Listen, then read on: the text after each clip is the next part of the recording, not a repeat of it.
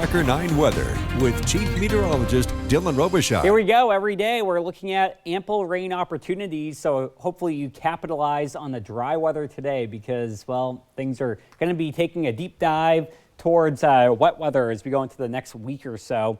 Every day we have opportunities for rain, and with that, snow levels finally come crashing down. Snow levels right now are pretty high, but they tank as we go into Sunday, Monday, and Tuesday. Take a look at the model projection for snow totals. No, this does not all come this weekend, but this goes through Monday. That's going to be, I believe, up through January 15th. So not this Monday, but the following Monday. We could be talking upwards of 3 to 4 feet when you accumulate everything that we get this weekend, next week, and next weekend. So, if the ski resorts aren't open yet, they will be. Just give it time. Let's walk you through what happens tonight. Again, right now we're actually pretty dry, but here comes our next system off to the west. 11 p.m., big old cold front moving through in a very linear fashion. The brunt of it happens overnight, which we're not complaining about that, right? You don't want it to be pouring when you have to travel. You want it to be pouring when you're sleeping at night. And so this will be good. This will help you sleep tonight. By 6, 7, 8 o'clock, the heaviest rain is gone. So by the time that the sun even rises, a lot of the heaviest showers are actually moving on out of here. Waves are building up to about 17 feet tonight. This is the average wave height, but we could see occasional swells upwards of 20 to 25 feet at times.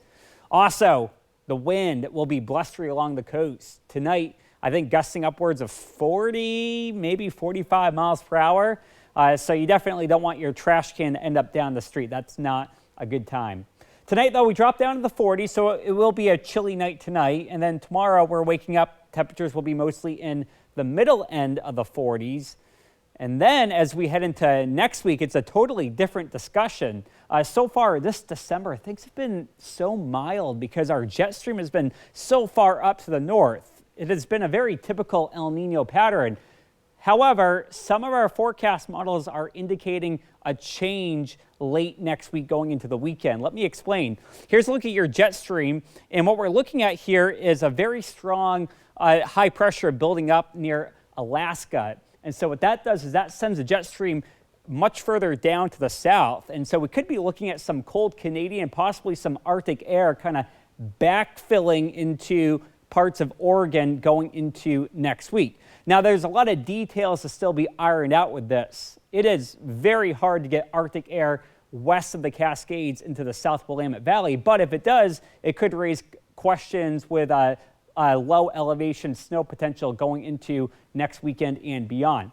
As of right now, the models show that by Friday, January 12th, by the time the cold air gets here, a lot of the moisture is pretty much long gone. So the question is, can the cold air get here while there's still enough moisture to turn it over the snow? Right now, that still raises plenty of question marks. Nevertheless, we're looking at showers going into the next 7 days. Temperatures will be mostly in the 40s. Right now, we'll be looking at showers down there in the Umpqua Basin as well. And then no question about it, it does get quite a bit colder as we go into the later half of next week. There's that Arctic air mass arriving with snow levels down to just 700 feet on Friday.